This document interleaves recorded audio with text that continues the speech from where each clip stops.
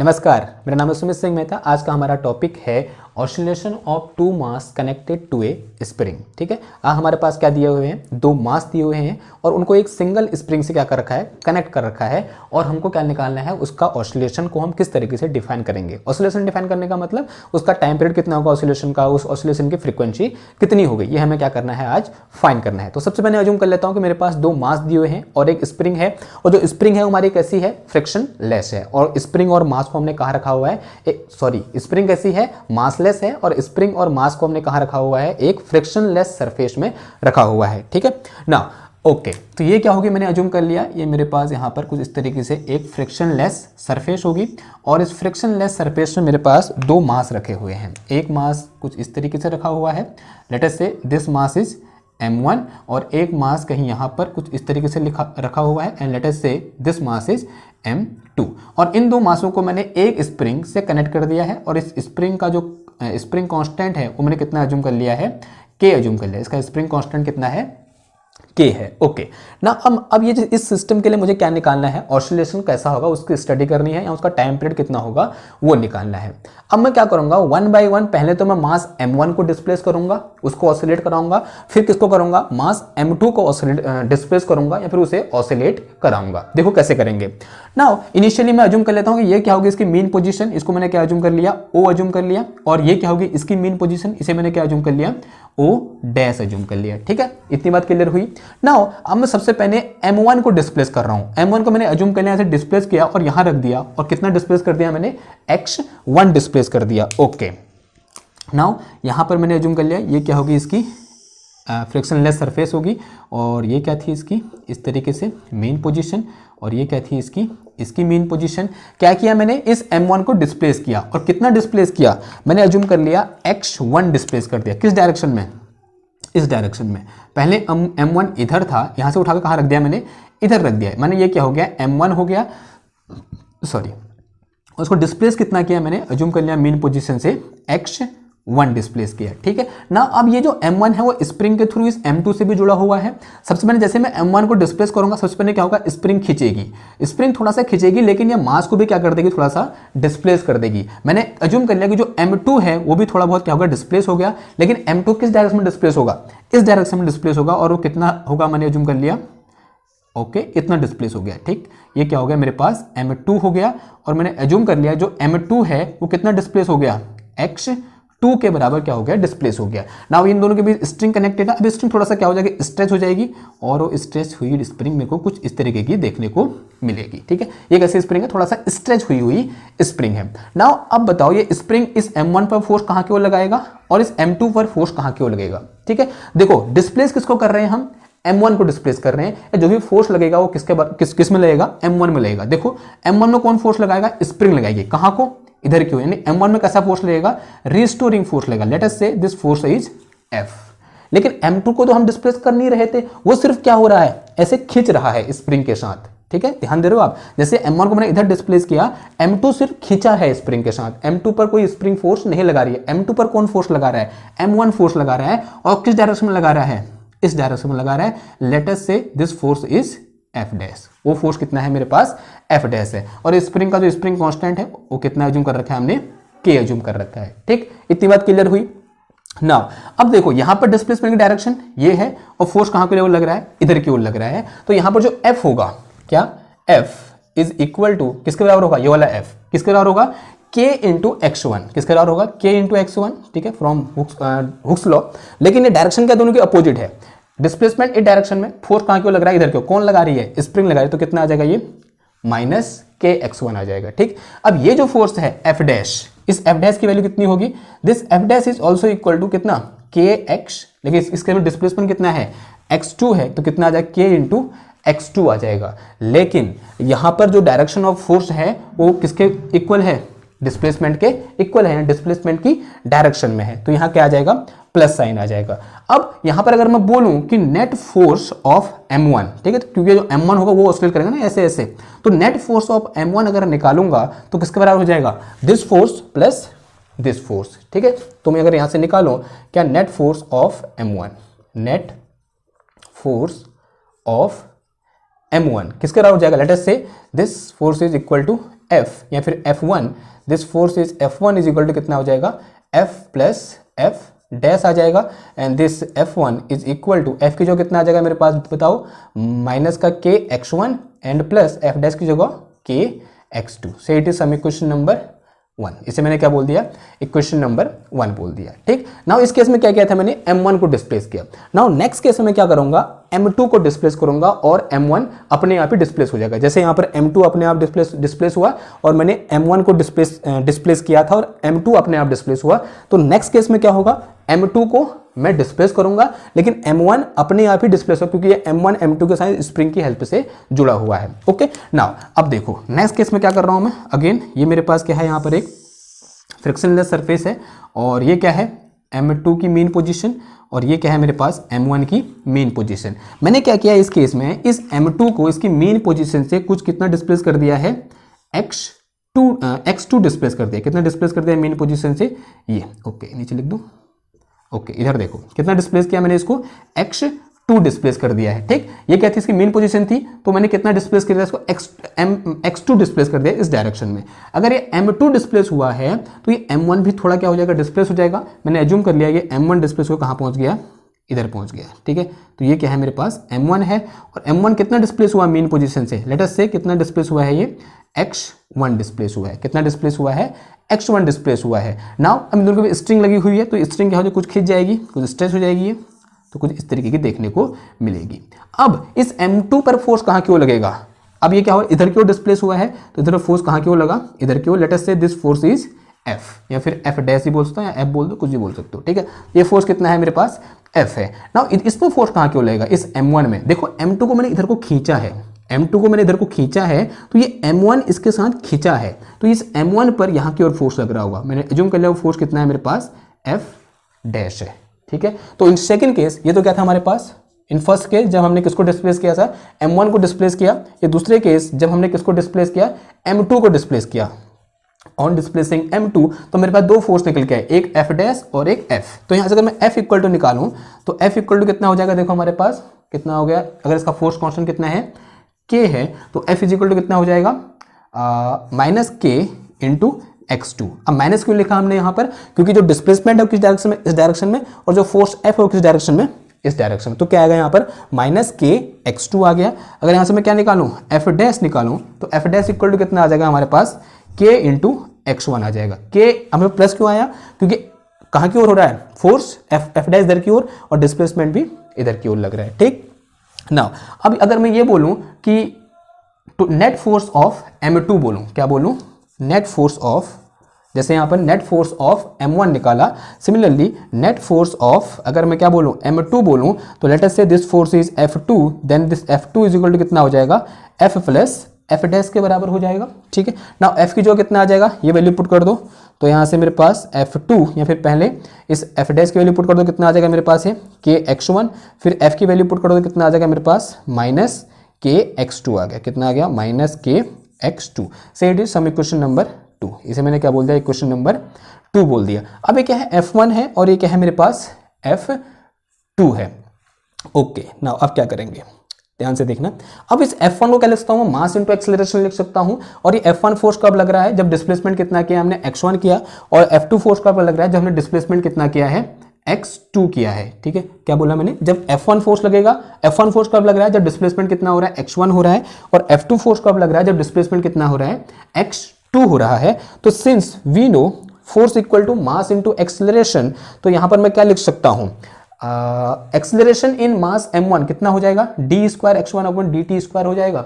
ठीक है, चलो ऐसे करते हैं इसको, एक्सेलरेशन ऑफ मास m1 या फिर F1 इक्वल टू क्या लिख सकता हूं मैं, दिस F1 इक्वल टू मास कितना है F1 के लिए, m1 है, एंड इनटू एक्सेलरेशन, एक्सेलरेशन यानी डिस्प्लेसमेंट का सेकंड डेरिवेटिव, तो कितना आ जाएगा, D square x divided by dt square. F1 की जगह में ये लिख सकता हूं। सिमिलरली F2 की जगह लिख सकता हूं मैं, F2 किसमें है, फोर्स है, m2 का फोर्स है, तो m2 इंटू कितना आ जाएगा, डी स्क्वायर, डिस्प्लेसमेंट कितना है x2 डिवाइडेड बाई कितना आ जाएगा, dt स्क्वायर आ जाएगा। ठीक है, अगर मैं इन दो वैल्यू को यहाँ से उठाकर इक्वेशन 1 और 2 में पुट करूंगा तो इक्वेशन 1 और 2 क्या हो जाएंगी, मॉडिफाई हो जाएंगी। नाउ इक्वेशन 1 एंड 2 बिकम, यहाँ पर लिखेंगे, now equation 1 and two become, क्या बन गई इक्वेशन 1 और 2 अब फाइनली m की जगह सॉरी f1 की जगह पुट कर दो, ये पुट कर दो, क्या है हमारे पास m1 D square x1 divided by D T square and equal to कितना आया माइनस के x1 प्लस का के x2 से it is some equation number 3। Now second equation यानी इक्वेशन नंबर 2 बिकम क्या हो जाएगा मेरे पास यहाँ पर m2 d square x2 divided by D T square and this will be equal to कितना आया k x1 minus k x2 से it is some equation number 4। इसे मैंने क्या बोल देंगे इक्वेशन नंबर 4 बोल देंगे। नाउ इक्वेशन 3 और 4 दोनों कैसे हैं डिफरेंशियल इक्वेशन है, तो मैं अज्यूम कर लेता हूं कि इन दोनों डिफरेंशियल इक्वेशन का कुछ सॉल्यूशन है। ठीक, जैसे कि हम अज्यूम करके या फिर थोड़ा तुक्का लगा के भी डिफरेंशियल इक्वेशन का सॉल्यूशन निकाल सकते हैं। तो लेट अस अज्यूम कि हमारे पास late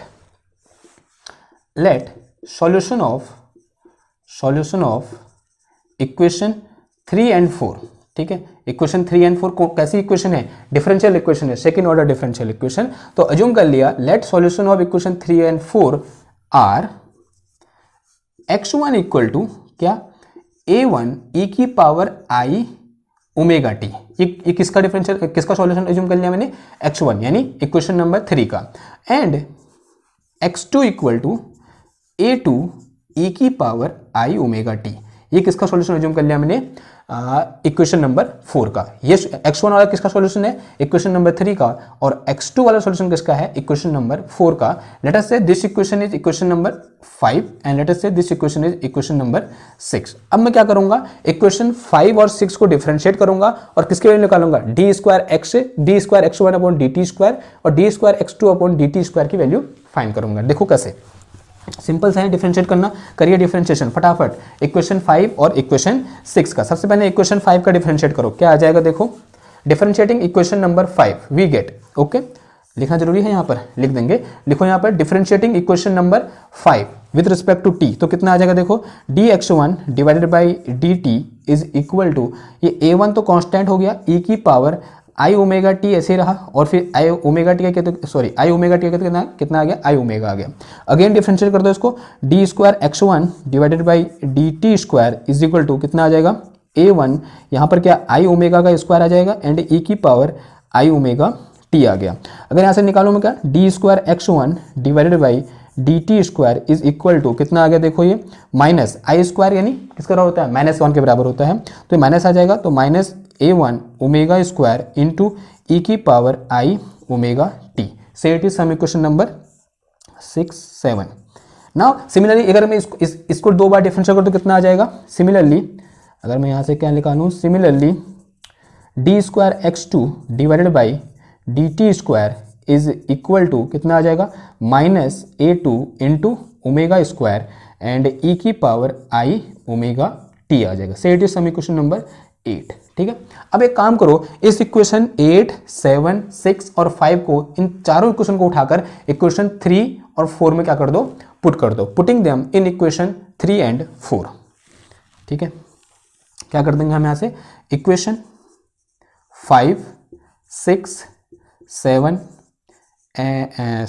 and 8 putting in 3 and 4 किसमें पुट कर दो 3 और 4 में पुट करो। देखो ये m1 तो ऐसे ही रहा इधर पे तो कितना आ गया देखो m1 इंटू इसकी वैल्यू ये माइनस साइन के साथ माइनस m1 थोड़ा सा साफ लिख दे तो कितना आ गया minus m1 into a1 into omega square E की power I omega T and फिर क्या आ जाएगा इक्वल टू ओके इधर इक्वल टू माइनस का k x1 की वैल्यू a1 ई की power I omega T and फिर प्लस x2 की वैल्यू कितनी आ जाएगी a2 ई की पावर आई ओमेगा टी। देखो सबसे आई ओमेगा टी ई की power I omega T E की पावर आई ओमेगा टी सबसे कॉमन है तो ये क्या हो जाएगा कैंसिल आउट हो जाएगा राइट हैंड साइड से लेफ्ट हैंड साइड वाला। तो बचेगा क्या मेरे पास देखो माइनस का m1 a1 omega square is equal to minus का k into a1 and plus का k इंटू a2 बचा। नाउ इस a1 को इधर ले आओ इस k1 को इधर ले आओ तो कितना आ जाएगा देखो यहाँ से k1 प्लस का k1 हो गया इधर आके and minus m1 a1 omega square is equal to k into A2 हो गया, दोनों ओर से A1 कॉमन ले लिया, अंदर कितना बच गया देखो, ये K माइनस का M1 omega square is equal to K A2 बच गया। अगर मैं ऐसे क्या निकालूँ अब, A1 अपॉन A2 निकालूँ, क्या निकाल दूँ, A1 upon A2 is equal to कितना आ जाएगा, A2 इधर आ गया तो इधर क्या बचा, K अपॉन क्या आ जाएगा इधर से, K minus M1 into omega square. ये क्या निकल के आ गया मेरे यहाँ से, A1 अपॉन A2 निकल के आ गया। सिमिलरली ये तो किसी इक्वेशन में पुट किया हमने, इक्वेशन नंबर 3 में पुट कर रखा है ना, हाँ इक्वेशन नंबर 3 में पुट किया। अब कहाँ पुट कर दो इन सबको, इक्वेशन नंबर 4 में पुट कर दो। अगर मैं इक्वेशन नंबर 4 में पुट कर दो क्या मिलेगा मुझे, ओके मिटाना पड़ेगा मुझे कुछ, इसे मिटा देता हूँ, इसे कुछ इक्वेशन बोल दो, ये इक्वेशन 8 हो गया था ना, इसे बोल दो equation number 9। Okay now in equation number 4, equation 4 में अगेन इन सब की वैल्यू पुट करो, क्योंकि 3 और में भी पुट करना है, 4 नहीं पुट करना है, तो कितना आ जाएगा देखो इधर से, M2 इंटू इसकी वैल्यू कितनी है, माइनस A2 ओमेगा स्क्वायर, कितना है माइनस आ जाएगा इधर पे, and A2 omega square E की power I omega T, and this will be equal to कितना है मेरे पास, K1 x1 की वैल्यू कितनी हो जाएगी, है A1 इंटू ई की power I omega T and फिर माइनस कितना है K x2 की वैल्यू कितनी है, A2 ई की पावर आई ओमेगा टी। देखो यहाँ पर भी अगेन ई की पावर आई ओमेगा डी सब जगह से कॉमन है, लेफ्ट हैंड साइड वाला राइट हैंड साइड से क्या हो जाएगा, कैंसिल हो जाएगा, तो ये सारे के सारे टर्म क्या हो जाएंगे, कैंसिल हो जाएंगे, ई की पावर आई ओमेगा टी वाले, और बचेंगे क्या, फिर यहाँ क्या बचेगा मेरे पास, माइनस का M1 हो गया, and A2 omega square equal to कितना आया, KA1 माइनस KA2। ओके ना, A2 वाले एक जगह ले जाओ, और A1 वाले, ओके ये हो गया था ना, A1 वाले एक जगह ले जाओ, ठीक है, ओके इसे इधर ले आओ, तो इधर क्या हो जाएगा, ये प्लस हो जाएगा, ठीक है, इधर क्या हो जाएगा, ये प्लस हो जाएगा, तो कितना आ जाएगा देखो यहाँ से KA2 एंड फिर कितना हो गया, एंड माइनस कितना आया यहाँ पर M2A2 into omega square is equal to KA1 आ गया, ठीक है। अब दोनों ओर से देखो A2 कॉमन है, A2 कॉमन ले लो, अंदर कितना बच गया, K minus M2 into omega square, this will be equal to K into A1। Again यहाँ से क्या निकाल दो, अब A1 अपॉन A2 निकाल दो, क्या निकाल दो, A1 अपॉन A2 निकालने का, तो कितना आ जाएगा देखो यहाँ से A2, तो ये कितना आ जाएगा, K minus M2 omega square divided by K1, ठीक, A1 अपॉन A2 निकाल तो इतना आ गया, क्योंकि इधर मल्टीप्लाई होगा और इधर मल्टीप्लाई होगा, ठीक है। सेट सम इक्वेशन नंबर 10, इक्वेशन 10 बोल दो इसको। नाउ एक बार इक्वेशन 9 को देखो, फिर उसके बाद 10 को देखो, दोनों का लेफ्ट हैंड साइड क्या है, सेम है, तो राइट हैंड साइड भी क्या होगा, सेम होगा। तो फ्रॉम इक्वेशन 9 एंड 10 क्या मिलेगा हमको, थोड़ा सा कैलकुलेशन लंबी हो गई है, कोई बात नहीं, इतना चलता है।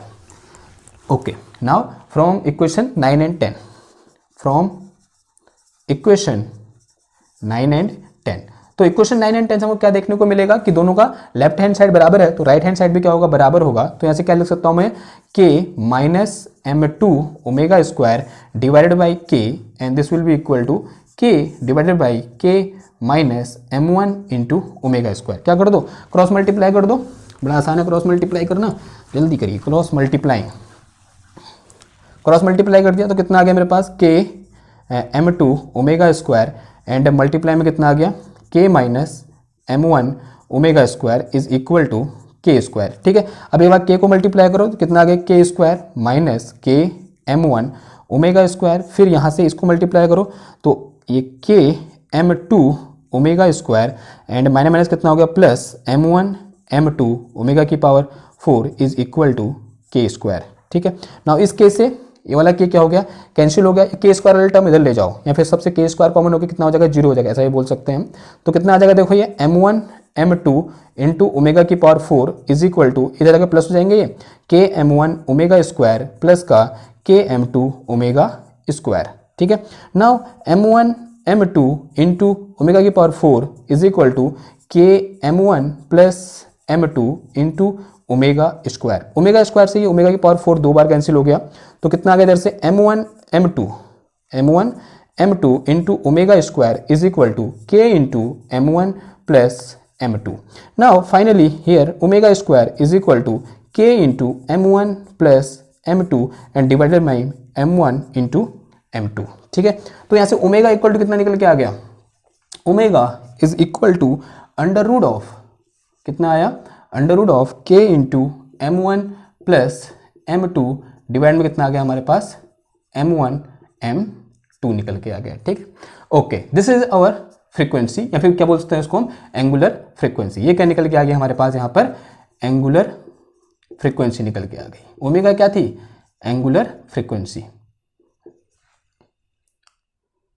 ठीक है, ओमेगा क्या निकल के आ गई हमारी, एंगुलर फ्रीक्वेंसी निकल, यानी ये यहाँ ऑसिलेशन होंगे उसकी, सॉरी, जो एंगुलर फ्रीक्वेंसी होगी वो कितनी होगी, इतनी होगी ना। उसको थोड़ा सा मॉडिफाई कर सकते हैं, देखो कैसे, the omega is equal to क्या हमारे पास, अंडर रूट ऑफ के अपॉन, क्या लिख सकता हूँ मैं इसको, मैं लिख सकता हूँ m1 m2 divided by m1 plus m2. Since we know if we have a system of two masses and we get this relation, this m1 m2 divided by m1 plus m2, this will be equal to mu, and this mu is equal to known as reduced mass. इसे हम क्या बोलते हैं, reduced mass बोलते हैं। ठीक है, यानी ये दो मास m1 और m2 दोनों मिलकर सिर्फ एक मास की तरह बिहेव करेंगे, जिसकी वैल्यू कितनी होगी, इस म्यू के बराबर होगी, या फिर m1 m2 divided by m1 plus m2 के बराबर होगी। तो इस पूरे को क्या बोलते हैं हम, रिड्यूस्ड मास बोलते हैं। अगर मैं इसको रिड्यूस्ड मास से क्या कर दूं, रिप्लेस कर दूं, तो ओमेगा या angular frequency is equal to कितना आ गया, अंडर रूट ऑफ के अपॉन म्यू आ गया। ठीक है, तो ये क्या निकल गया मेरे पास, angular frequency of this system. कौन सा system, two mass and one spring system. ये क्या है मेरे पास, एंगुलर फ्रीक्वेंसी, के क्या है स्प्रिंग कांस्टेंट, और म्यू क्या है यहाँ पर, रिड्यूस्ड मास। यानी दो मास मिलकर एक मास की तरह बिहेव कर रहे हैं, और उस मास की वैल्यू कितनी है, म्यू के बराबर है ना। अगर आपको याद है तो जब हमने क्या लिया था, सिर्फ एक मास और एक स्प्रिंग लिया था और उसका हमने हॉरिजेंटल ऑसिलेशन कराया था, तब भी जो एंगुलर फ्रीक्वेंसी मैं अज्यूम करूं mu naught, sorry omega naught equal to किसके बराबर आई थी, के अपॉन एम के बराबर आई थी। ठीक है, वहां पर m क्या है, मास ऑफ ए सिंगल मास है। ठीक है, वहां पर सिर्फ एक मास था और एक स्प्रिंग थी, तो ओमेगा नॉट इक्वल टू कितना आया था, अंडर रूट ऑफ के अपॉन एम आया था। लेकिन यहाँ पर दो मास हैं और एक स्प्रिंग है, तो यहाँ पर ओमेगा इक्वल टू क्या आ रहा है, अंडर रूट ऑफ के अपॉन रिड्यूस्ड मास, यानी म्यू आ रहा है। तो इसका मतलब क्या है कि अगर हम दो मास भी ले रहे हैं और एक स्प्रिंग ले रहे हैं, तो किसकी तरह बिहेव कर रहे हैं, एक मास और एक स्प्रिंग की तरह बिहेव ही कर रहा है। क्यों, क्योंकि दो मास के समय भी जो दोनों मास मिलकर एक मास की तरह बिहेव कर रहे हैं, और मास किसके बराबर है, रिड्यूस्ड मास के बराबर है। ठीक है, तो thus we can say that this system behave like a one mass one spring system. ठीक, this given system of m1 m2 and spring, system of two mass and one spring behave like system of one mass one spring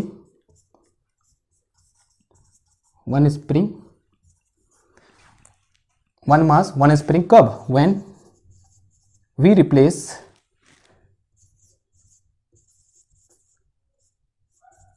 m1 m2 by single reduced